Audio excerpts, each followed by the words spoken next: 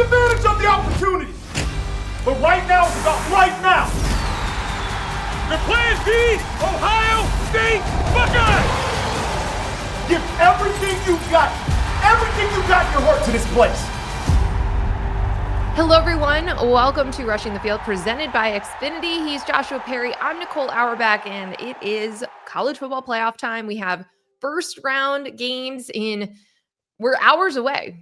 A couple days, but hours away from first round games. We'll have Alabama, Oklahoma on Friday night. We're so close. Joshua, we got our first CFP availability report, which good development. But also that means we're within 3 days. We're getting information. We're going to preview all 4 games in today's show. But it's kind of been like a weird lead up to these games because what's been happening at Michigan has kind of overshadowed the fact that we're getting these 4 first round games right around the corner. Yeah, it's crazy. Just some of the storyline college football things that you could talk about rather than game previews. And then, for me as somebody who wants to turn the clock back and be a college football traditionalist, I've sat down and I've watched other bowl games, watched Washington go BTA on Boise. And then last night had a fun little ending there between Jacksonville State and Troy. There was a Hail Mary that was incomplete in a close game. So there's some of that to dibble and dabble around with people if you're still interested in it. Oh, yeah. We still have lots of bowl season. We will soon have the random 2 p.m. afternoon bowls, which are the best when it's just like wallpaper while you're sitting at your in-laws' house and there's nothing else to do. And you just got a MAC team playing, an American team. And it's great. Like, that's all I want. So good. It's so good. So good. So as you mentioned, we are recording this on Wednesday, December 17th. Just want to put a timestamp there because we are going to hit a couple news items before we get to our 4-game previews. The Michigan news update is that there isn't really a news update right now.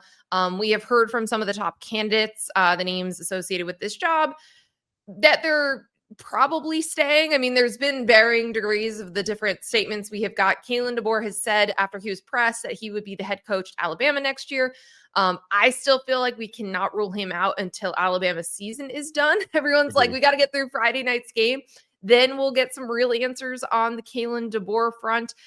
Kenny Dillingham has gotten very emotional talking about how much Arizona State means to him.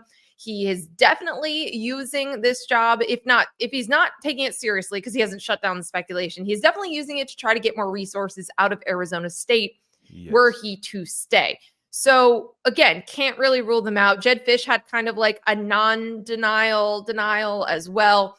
So the usual suspects, I think, are still in there. But again, it's Wednesday. Alabama's not playing till Friday. I would not expect a hire until next week at the earliest. I want to say this is both on the what actually happened with Sharon and then the whole coaching search front. There's a lot of bad information on social media these days. I think one of the worst things that ever happened to Twitter, now known as X, is that you could pay for a badge to be verified because there's crazy stuff. And so I think some of the rumor and innuendo when it comes to Sharon, not to be like a Sharon defender, it's not about him, but to the people in his orbit that are affected by this, I think folks need to tone it down a little bit. And then the coaching search thing, like, guys, I don't know what to tell you, but everybody tries to be an insider. Everybody says they have information. I don't think anybody really quite knows like that. And so I'm with you. Like Kalen DeBoer, we won't find out, right?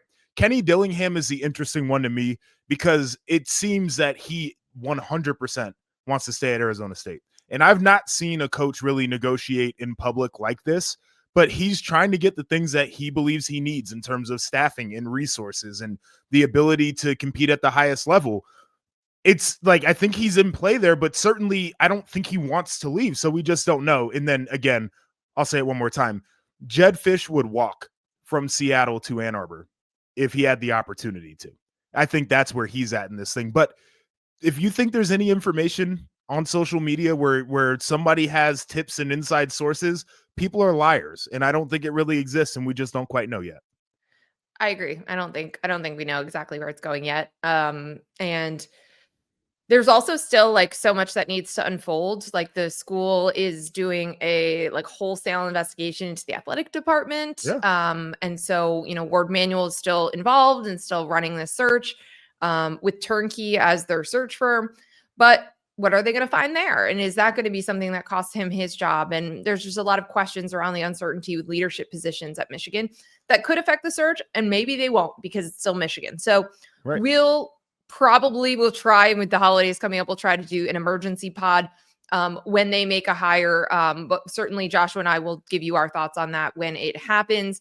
Other news and notes this week, it was a big portal week for quarterbacks. The portal is not opening until January 2nd. So everyone's like, okay, great. December, a little bit of a breather. Nope. We've had a lot of players saying that they intend to enter the portal come January 2nd.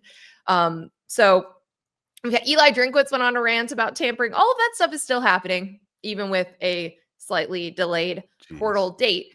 The two big names that I want to get your thoughts on, Joshua, are DJ Lagway, who reportedly did not have a great first meeting with John Sumrall and the new Florida staff. And he announced that he will be in the portal. And then Dylan Raiola, who hasn't acknowledged it himself. There were a lot of reporting about it, but he has not officially announced that he is leaving Nebraska. That had been speculation for a number of weeks. His uncle was fired as the offensive line coach. Really, ever since he got injured, his brother decommitted, like that. The writing was on the wall there, but I do want to mention he has not officially announced it himself. Those are two big name quarterbacks. Like these are quarterbacks we have very much associated with Florida and Nebraska the last 2 years. They've had great moments. They've also had not so great moments. And Dylan Raiola, of course, also coming off of an injury. So what do you make of those two names and what this could mean for the quarterback carousel?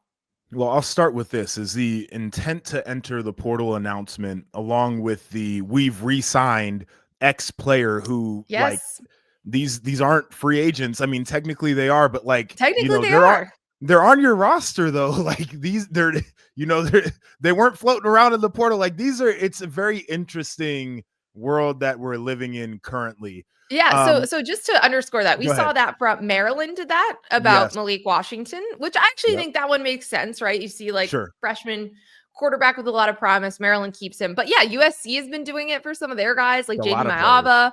They're Yeah. announcing they're re-signing these The players. South Interesting. Carolina is working on a deal to agree to terms with Lenoris Sellers. Like what? Everyone, What are we? yeah, Oh yeah, man, it's yeah.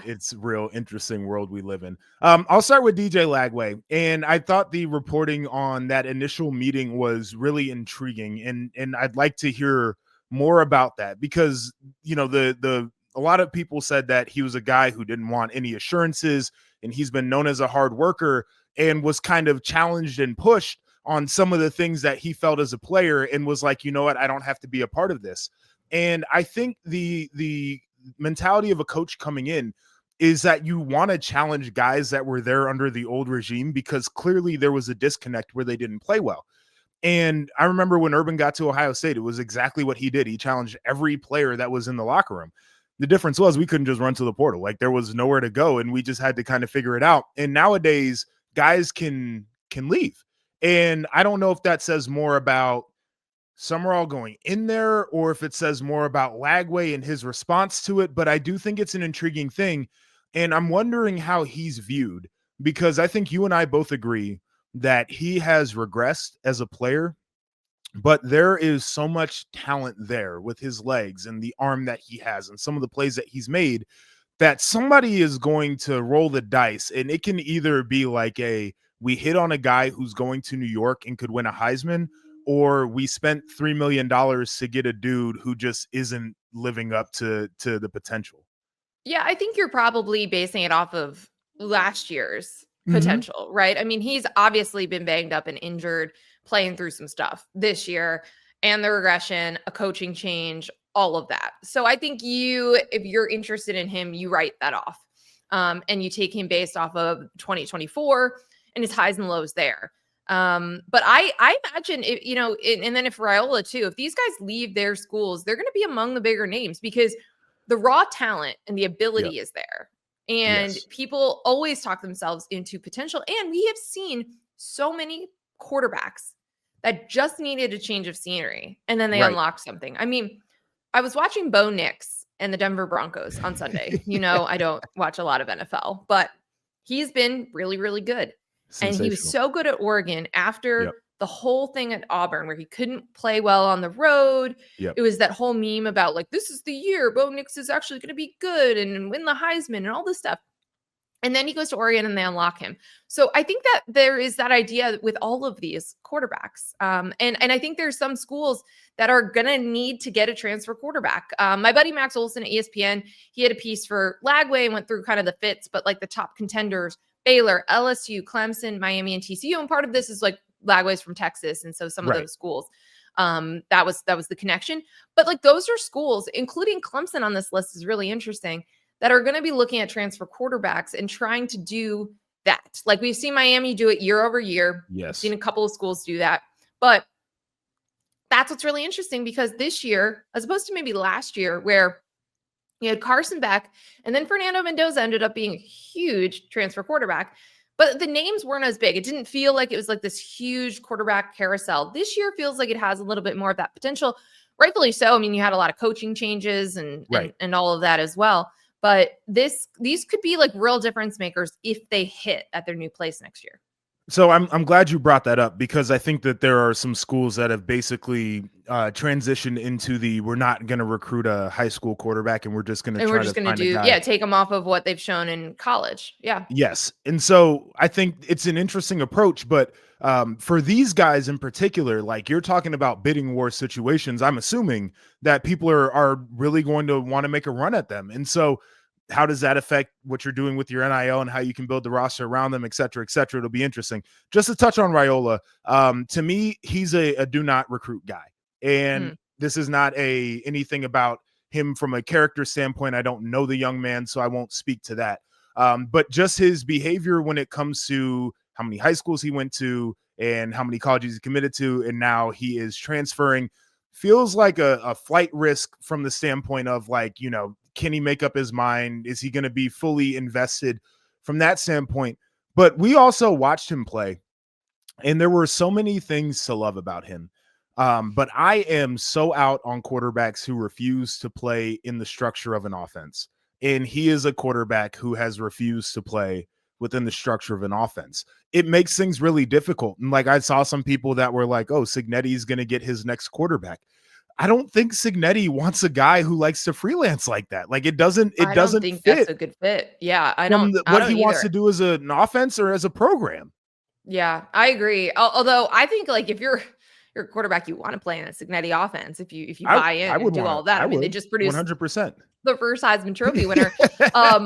I've been enjoying the jokes that Dylan Raiola is going to go to Texas Tech. Yeah, and where just go the full Patrick Mahomes. That's going to be really interesting wherever he lands. Yeah. Like, because I agree with you. All of the movement, all of the different decisions, originally the Georgia to Nebraska, all of the different things come into play with him. So that's going to be a really interesting one to track. And again, we'll continue to follow the intend to enter the transfer portal and then the actual portal movement, which will come right after the quarterfinals for the CFP. Let's talk about these first round games. We'll go in order of games. So Friday night, we've got Alabama versus Oklahoma. It's a rematch, of course. We talked about this a little bit on Selection Sunday. 2 of the 4 games that we're getting this weekend are rematches. And the question's what's going to have to be different for Alabama to beat Oklahoma? Really interesting that Kalen DeBoer is 0 for 2 against Brent Venables. We talked about it a lot when we were analyzing Alabama's playoff case a year ago, because that felt very inexplicable with an Oklahoma team that barely had an offense.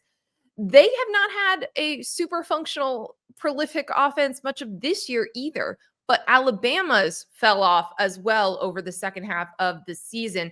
So I want to put up some stats if you're watching this on YouTube.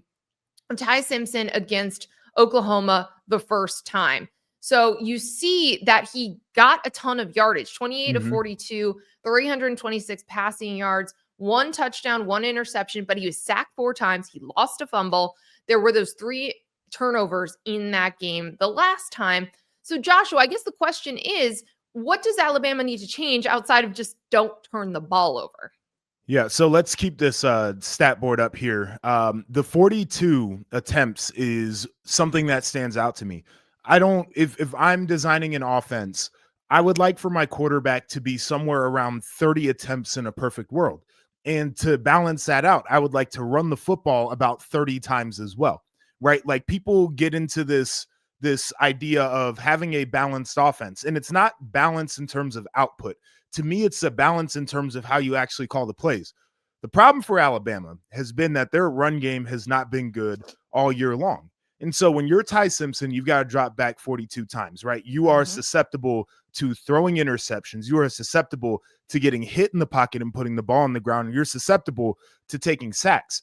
So to me, I think the biggest thing that has to change for Alabama, and it's not something I'm confident that they just figured out in this bit of time that they had to prepare for this game. Can you run the damn football with some level of consistency? And I'm not asking them to go out there and have 250 yards rushing. It's not something I think is a possibility. Can you have some timely runs, right? Can you run it in situations where you have to run the football? Can you run it to keep the balance to the offense so your quarterback isn't a sitting duck in the pocket running around trying to make plays? And I think that's going to be their biggest key in this matchup, because we know if this Oklahoma defense has the opportunity to pin their ears back and rush the passer, they're going to get home. Yep. I co-sign all of that. And to the point of this last time, and listen, this was not just an Oklahoma thing, because Alabama struggled to run the ball and was very one-dimensional in a lot of their games. And what that about worked the SEC a lot early championship? because, yeah.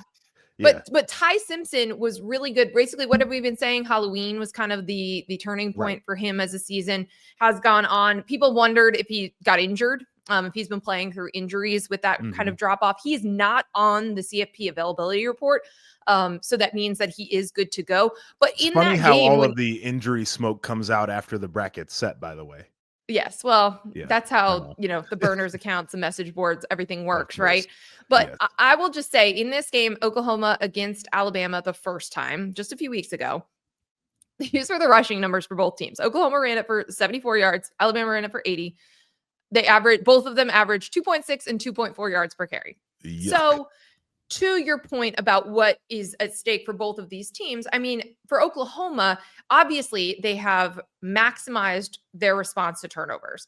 They have won a lot of games with like one or two big plays that have totally 100%. changed the game, and their defense is good enough to hold them. What do they need to do to win this game, to beat this team again? Is it the exact same formula, like the way that they were winning some of these games where people are like, they can't keep getting away with this? Maybe they're going to get away with it. I think it's a similar formula. So you mentioning the big play is the one for me. Like, I think this game pretty much boils down to a big play on either side. And I think it might just be one that does it. In Oklahoma's been like the literal screen pass that goes for 75 yards. Whereas Alabama's big play could be, a Jeremy Bernard hits you over the top, or a Horton, or if Ryan Williams decides to show up, he can certainly hurt you. But like, I think the big play comes in. But when I look at Oklahoma, when they were playing their best ball, it was John Mateer leading the charge on that offense. They have an offensive line issue. It's not a great offensive line, but and they have a running back issue as well, in my opinion. But I do think that their wide receiver group is strong enough that if you can get them the football, you can move it up and down the field. And then John Mateer being electric using his legs has been a big deal. Now, I think part of that slowed down because they were like, we can't get you hit. We can't afford to have you hurt again. Well, he was also coming off an actual injury, which is also going to just kind of change what you can do. Yeah. Right. And, the thumb injury, like, hurts his ability to throw it. I think they were very cautious about him getting hit more in the run game. It's the postseason now, right? Like, if there's a time to say, brother, we're letting you run the ball 10, 15 times in this game, this is where it's going to come in, because you win or you go home. So I think that, to me, has to be Oklahoma's edge in this matchup, is get John Mateer kind of playing the way that you had him playing early on in the year. Yeah, I think that's it. And we saw this last year in the championship game of, hey, it's the postseason, do whatever. We saw Riley Leonard throw his body on that field every single I will play. die on this field. Yeah, that's how it is. And so I do think you're going to see a little more of that even from John Mateer, who kind of plays like that all the time. Again, so we got the CFP availability report for this game because we were recording this on Wednesday morning. The initial report is 3 days before. So just wanted to update you on that. First of all, again, love that the CFP is doing this. The notable ones are the ones that aren't on here. So Jam Miller is not on here for Alabama, which would mean that he's good to go. Ty Simpson, not on here, so good to go despite the online rumors. And then for Oklahoma, R. Mason Thomas, also not on the availability report and good to go. So I think those are the key players. You do have some questionable players, a couple probable, one probable, and we'll see because they're going to have to continue to update this and then do a final availability report. I think it's 90 minutes before the game. But if you're looking at those key matchups, Alabama's run game, Oklahoma's defensive front, I think we're going to have the stars playing there and crashing against each other. But like R. Mason Thomas makes a big difference. Obviously, they have been able to do a lot without him when he has not been available. But that's going to be the key, right? The pressure that they're able to get. How much can they get without blitzing? How much can they get with blitzing? What can that defensive front create its own opportunities that help the offense? I think that's going to be the key in this one. Anything else on this matchup that we haven't hit on? Again, you do have the fact that Brent Venables has gotten the best of Kalen DeBoer twice now. Anything else jump out to you? No, I mean, like, I know that the committee is like, we're not going to cede to avoid rematches.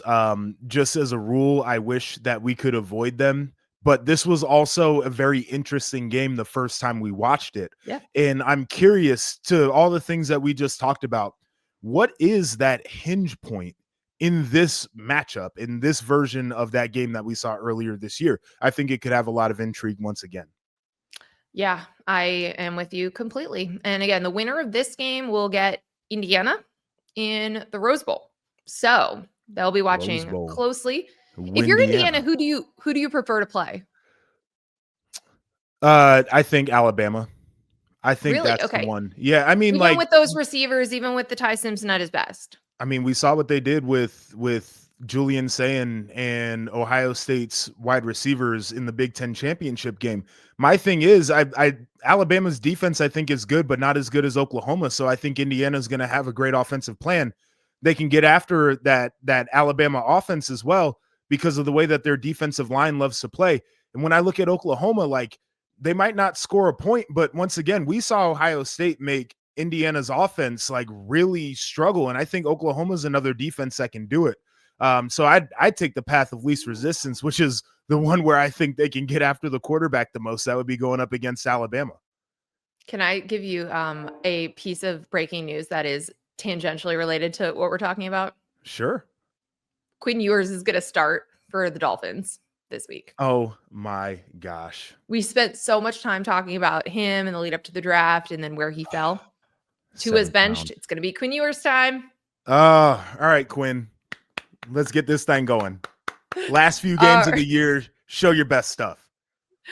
No Texas, but Texas A&M is hosting a playoff game. Great transition. 11 a.m. local time. This is the second of the 4 first-round games. Miami going to Texas A&M. I think this is by far the most interesting of the first-round games. It's not a rematch, and it's one of the games that has a close spread. And it's also the teams that made their case by beating Notre Dame. So a lot of familiarity, a lot of tape which you can watch for both of these sides. And also these are quarterbacks that have had incredible moments. And then they've also had games where they've thrown a bunch of interceptions. You've got elite receivers. Like, I love that Malachi Toney is in the college football playoff, but also you've got Mario Craver and Casey Concepcion. You've got like a bunch of explosive players waiting to take over this game. You've got Mike Elko, who has really improved Texas A&M's defense, but have they been tested a lot? We had a lot of questions, right? And then they go and they lose to Texas in their first real test of the latter part of the season. And then Miami, they also have not been tested as of late. They're blowing everybody out. They're getting their style points in. And now they go to Kyle Field, which I'm bummed this game isn't at night because I just think, like, we love the campus games. Kyle Field, yes. Incredible atmosphere. Wish it wasn't 11 a.m. local. I'm sure the fans feel the same way. But when you look at this game, Joshua, we got to start with the quarterbacks, right? Like that, Yep. that's where the conversation begins, because they have made mistakes, but they have also been very, very prolific. And look at that. Exactly the same 25 touchdowns to 10 interceptions on the season for Carson Beck and Marcel Reed. Oh my God. The yards per attempt too, which is amazing for those guys, 8.7 each. They are twins. It's such an interesting thing, Nicole. Because Carson Beck, when he's at his best, is a steady hand, right? Like he's a guy that you can tell he's veteran. He'll make the right plays, and then he'll just have the moments where he's just throwing interceptions in droves. And then Marcel Reed feels a little bit more like the roller coaster, where you get the exciting play, you get the explosive over the top play, you get him using his legs, but he'll throw it to you, or he'll at least try to. Whether you catch it or not is up to you. And so like I'm curious, in the time that they've had to prepare for this game, how have you managed your quarterback and what their expectations are, and how you game plan for them to go out there, maybe get some of those easy completions early, settle into the game? For Marcel Reed, can you get him some runs early in that game? He had I believe it was the knee that kind of looked funny, or the ankle or whatever, late in the year. But I think managing the quarterbacks is probably as big of a storyline here as anything else. And for A&M, I think there's a defensive storyline there too that I think is really important for them. But on offense, get the guys the throws, right? Like create the plays, design the plays, get them into the game plan. Don't let them lose it on their arm, because either one of them can win it or lose it on their arm. I think that's a really good way to put it. And I'm with you. I think I trust Carson Beck more in this situation. And when he has been his best. Listen, we've also seen him be very, very bad and throw interceptions in bunches. Both of these guys have, but Carson Beck has so much experience under his belt in games like this, in big moments. We don't have the injury report for these last 3 games, but Le'Veon Moss did participate in practice on Tuesday. We saw some videos and some clips from the beat writers who were able to watch part of practice, so that would be big for them. You mentioned the Texas A&M defense, though. So walk us through the defensive sides of both of these teams, because we have spent a lot of time talking about Miami's D-line. We have spent a lot of time talking about what Mike Elko has done with this defense, how good they are, especially on third down, in putting you in situations to be in third and long. So what are the keys on the defensive sides? Yeah, I think for A&M, it's been fun watching their defense, because they can create the havoc plays. And to your point, watching them on third downs has been amazing. Cassius Howe, to me, is somebody who you should just, if you have an opportunity in a drive, just watch him. Just watch him for a drive and see what he can do. But it's an aggressive defense by nature. They want their defensive line to play vertically. They want them to penetrate and get into the backfield. That can hurt you, because it creates seams in the run game where they have given up some explosive runs. If you don't get to the quarterback, maybe there are some holes in the back end because of how aggressive A&M wants to be. And so I think that it's been a little bit of this roller coaster on really both sides of the football, where at their best, we're like, they can win a title. But when their defense is giving up the plays, and when they're over aggressive, and when they over pursue, now you start to see offenses find some success. They have been schemed up a little bit. So I think that's going to be a question there. For the Miami side of things, it's 2 guys. It's Bain and it's Messidor. And I think Messidor has probably played a little bit better than Bain for the totality of the year. Like, he might be the pass rusher that I fear a little bit more, even if Bain is the one who's getting all of the NFL draft hype. If you cannot protect against those 2 guys, they're going to ruin your day. And I think it's a benefit to A&M that Marcel Reed is a mobile quarterback, because it just makes it that much harder to rush the passer.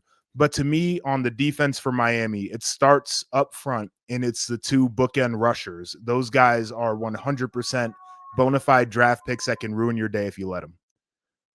Do you think there is an advantage when you look at, like, let's say Miami's D-line and Texas A&M's offensive line, but also throw in Marcel's legs and his ability to move? I think that both of the defensive lines have a little bit of an edge to me. I think that there are 2 really well put together, aggressive groups that are great at their craft. Now, if I had to grade which offensive line I like better, I like Miami's better. And I love what they've done mixing in the run game with the pass game. I talked about balance with Alabama a little You bit also earlier have on. I think, you have a head coach who like that's his roots. yeah, he's an O-line guy, right? So like you anticipate that he's going to have that group ready to roll for the postseason. But I like both of the defensive lines to be able to cause a little bit of trouble in this matchup. One other interesting point with actually a lot of these first round games is these teams have had 2 weeks off. These are not a lot of participants in the SEC championship game. Alabama is the only one. Is that right? I Yeah. think so. No, Texas Tech. Yeah.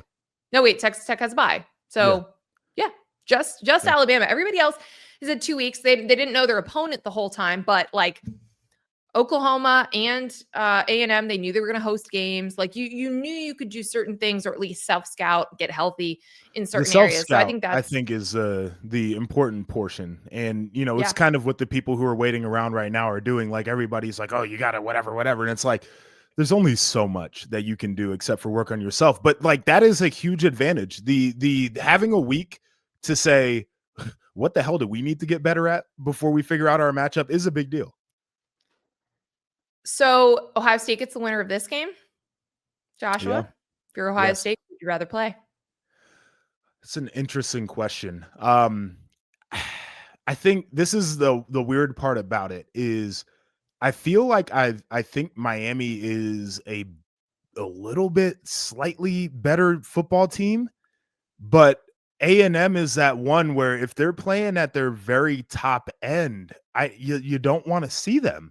So Yeah, I kind the of think speed, Miami's the one. Yeah, I mean, those wide receivers can hurt you. Mobile quarterback, I'm always scared of. And we saw what Indiana could do with an aggressive defensive line. Like, Yeah. I think it might be Miami is the one that you want to see, even though I think they're probably a more consistent team at this point. And I think Miami lost inexplicable games, right? Mhm.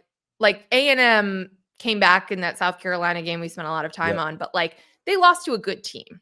Yep. And we always talk about like Mario Cristobal.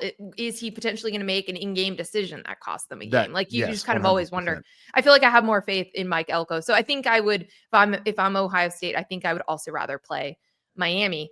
Yeah. Let's talk about these last 2 games, biggest point spreads. These are the games involved in the group of 5 teams. There's been a lot of conversation about 2 group of 5 teams and participants here. We'll start with Tulane versus Ole Miss. This is a 17.5 point spread. We also already saw this game. Ole Miss crushed Tulane earlier in the season. It was 45-10.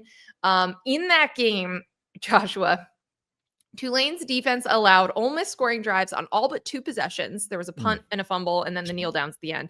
7 of those drives were 55 plus yards. So Ole Miss's offense was doing whatever it wants against Tulane's defense. And listen, we're going to talk about this a little bit in the second game as well, the nightcap, because that's one of the questions when you're talking about a group of 5 team playing a roster that has all power 4 guys and a bunch of future NFL guys is, okay, like what does their defense look like? Can they hang? Can they get enough stops? They were not able to do that the last time they played. This game was also in Oxford. Couple of key differences, of course. No Lane Kiffin in this game, but he did lend out a lot of key pieces. Like there are a lot of staffers that are going back to Oxford that have been pulling double duty at LSU and then also coaching Ole Miss for this run. So we know Pete Golden got elevated, the defensive coordinator. He is now the head coach at Ole Miss, but also he's got the Saban hands too, by the way. Oh yeah, Everybody he's doing the Saban hand gestures. Everybody. Yeah. It's weird. But also look at who else is back. You've got Charlie Weiss Jr., you've got Joe Judge, you've got Kevin Smith, you've got all of the key offensive coaches except Lane Kiffin coming back to try to help Ole Miss through the college football playoff run, which I think is the right thing for both schools. I think the issue that you had as Ole Miss with Lane Kiffin specifically and the way that he was handling his departure. But I like this because it does give them the best chance to win a few games here. We don't need to go into the nuts and bolts as much. Again, this game is expected to be a lot more lopsided than the last 2 we talked about. But what intrigues you here and what differences do you expect without Lane Kiffin, but with the rest of the staff still there? Well, was Charlie Weis Jr. actually the play caller, because that was the narrative coming out of Oxford when people started to figure out that Lane could actually leave. And that'll be a huge thing. Like, Lane Kiffin, for all of the crazy things that you could say about him, the dude knows how to dial up an offense, and he's got that ability. Like, people talked about it when he whistles. He sees something on the defense, he'll whistle, quarterback will look over, they get into the right look, big shot play, over the top touchdown. I don't know if Charlie Weis Jr. has that. I don't know if he can do that. I don't even know if the guy can whistle, right? So, like, that's going to be one of these questions here about this Ole Miss team is, does their offense look the same? Can they be as explosive?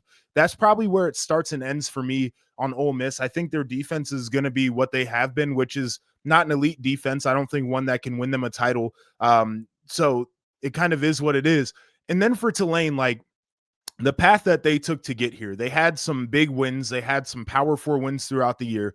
This was the black eye on their resume, like, just from a standpoint of got their butt whooped by a team that people thought could compete toward the top end of college football. How do you come back out for this one? Right? Like, that's basically what it comes down to is what did you learn from that game, and what did you learn over the course of a year? Can you make this thing to where you drag them out into deep water? Are there ways that you can create turnovers? Are there portions of the game where you can gain an edge? Is it a special teams play? It's surprise onside kick, right? Like, you have to bring all of those things out in a matchup like this one. And I would try some of these things because you do have a guy who, for the first time, is a head coach. I would force him to have to win in the margins and be a great situational coach in a game where they're favored by a lot of points. You also have a head coach for Tulane who is pulling double duty. He is also the head coach at Florida. We talked about him a little bit earlier, the DJ Lagway situation. But yeah, you've got nothing to lose. Tulane celebrated when they knew for sure they were going to be in the playoff when they won the American. They had to go through a gauntlet. That league was very challenging this year. Yes. I'm with you. I would do the early surprise onside kicks. I would do whatever you possibly can early. You also, again, we just went through this. Like, the defense was the problem. They could not get stops. They could not shorten possessions. They were letting Ole Miss have these long drives that ended up with points. And so it's not even really about Tulane's offense and what Jake Retzlaff can do and where they've developed over the course of the season. It is all solely on the defense, because they're going to have to shorten the game, give their offense some opportunities, create some havoc plays, something. They're going to have to do things that are very different than the way that this game went last time. I am with you on the rematches. I wish that they would just adjust the seating, move these teams up one, down one, to avoid us seeing a game that we already saw, even if there's an upset here. I just don't like that we're doing that. Like, it's a national playoff. We should be seeing matchups of teams that we didn't already see. And this was a non-conference game. It's not even like Alabama, Oklahoma. Okay, you can't really help that. Like, it's, the SEC scheduled them, and you have these big conferences. You might end up with a rematch. This was like actively scheduled in the non-conference. We don't need to see it again. It's tough. I want to talk about the other Group of 5 game. This will be the nightcap. This is Oregon against James Madison. This is the biggest spread of the opening weekend. Oregon favored by 3 touchdowns at Autzen. This has actually been the most kind and fun and funny interactions between the fan bases online. The JMU fans and the Oregon fans have been having a lot of fun with each other. I think they're genuinely going to have a great experience in Eugene for the weekend. JMU fans are we were just in FCS a couple of years ago. We can't believe that we're in this situation where we get to be part of the college football playoff. You again have another head coach in Bob Chesney, who has accepted the UCLA job, but is coaching JMU through their run. This is insane. Coordinators. Can we just stop here? I want to say the coordinators too on Oregon's side. So God, Will Stein is the new head coach at Kentucky. Tosh what LaFoy are we is the new head coach doing? at Cal. Most of the key figures in this game have other jobs and are pulling double duty right now. This is the most important thing in the sport. This is what people have told me, at least. We had to do this. We had to get to a point where we had to expand the playoff. Postseason needed to be big because it's the most important thing. And when we're previewing all of these games, you're like, oh yeah, this guy's pulling double duty. This guy's going to be out the door. Hey, look, they're coordinators. Tosh was on a plane to Hawaii to try to make sure his quarterback wasn't going to leave Cal, but he's trying to get ready for a playoff game. Yes. All of that is happening. So again, you kind of wonder like, okay, who handles that better, right? Like that is one of the storylines here. We will see, we will learn. We also need to see how healthy Oregon is going to be. They were very banged up down the stretch in the regular season. But I want to talk about JMU as we preview this game, because actually their defense is pretty good. Number 2 in FBS against the run, 12th in FBS against the pass, but have they been tested? So let's look at JMU's schedule. We talked about it a lot when we were debating, the ACC doomsday scenario with Duke and whatnot. One Power 4 opponent, and they lost that game at Louisville.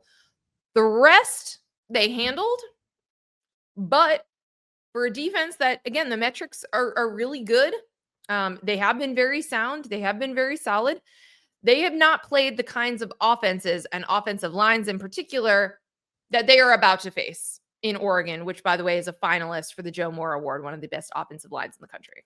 Yeah, it's going to be an interesting thing to watch here, because I don't think they've been tested, and like it's not a JMU knock. We asked a similar question about Ohio State, for example, going up against Indiana at the end of the year and like their first really big matchup in a while. Like how do you withstand that? So I think it's a storyline to watch here. I will say one thing, because I argued last Saturday with a lot of JMU people to the point where one guy blocked me because he misunderstood something I was trying to say.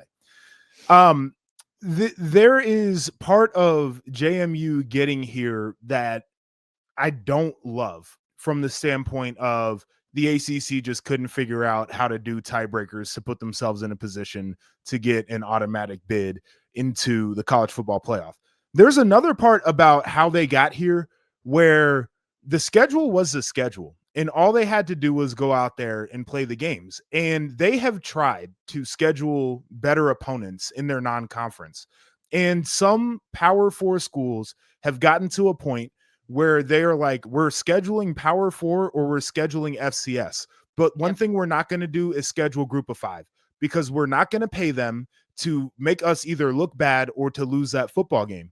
And JMU has kind of been in that spot where they've tried to schedule a little bit more aggressively. I think they wanted more than just Louisville on this schedule, and they've been turned down.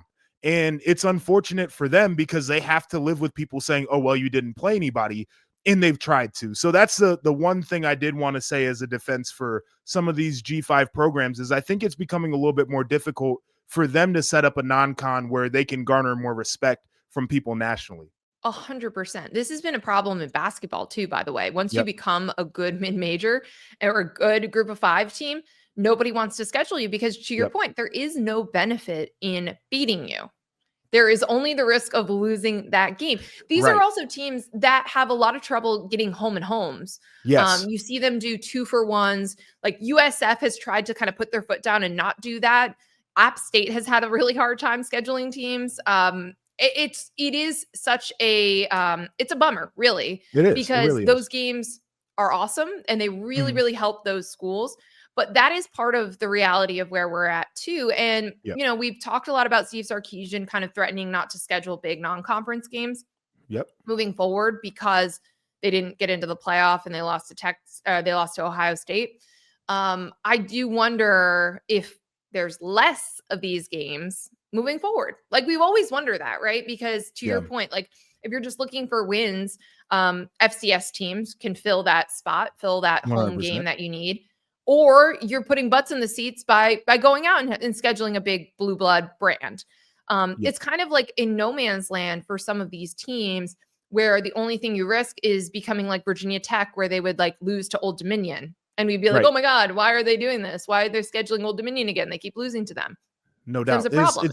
It's the Boise from last year, who ended up being a really good team, but we watched them play Oregon. And I think the initial reaction after that wasn't more about like, it was a lot about Ashton Genty, but it wasn't about like Boise as a team and their ability to really what be was a wrong factor. with Oregon. What is wrong with Oregon? And that is the issue with going out and scheduling good G5 teams, is you like the way we talk about those matchups is not the way that we should. And by the end of the year, we cleared it up. But in the moment, it was bad. And just again, to say this again, James Madison and Tulane did nothing wrong. They did everything they were supposed to put themselves in positions to be in the playoff. If you have issues with them being in the playoff, you have issues with the format, which we've talked about ad nauseum. But it is not about these two teams and about the schedules that they played this year. Because, by the way, JMU did try, and they did play a bunch of power conference teams. They beat a couple of them as well, including the ACC champion Duke Blue Devils. So, again, everyone's trying. Tulane's kind of been the gold standard of the G5 the last couple of years. But it's hard to schedule better than Northwestern and Duke if you're Tulane. No doubt. I will say, I love the way that you said that, though. Like, the part of this conversation, you mentioned the teams that are in it because I think you have to. And I'd love to clear this up for anybody who thinks that I'm like anti JMU or Tulane. Like, it's not about them. My issue, as you well know, has always been about structure and what we're actually trying to achieve when we go into the postseason. But for James Madison, like, they did all the things that they should have done. Like, I'm looking more at the ACC and saying, like, dog, this is on you for not having your stuff together. That JMU is exactly where they're at right now. If anybody wants to point fingers, point it at the conference.